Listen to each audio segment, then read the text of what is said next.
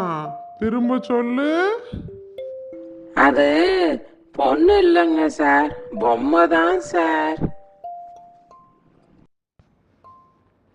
ஆ, ஒழுங்கா இருந்துக்கோ. கிளம்புங்க 2 பேரும்.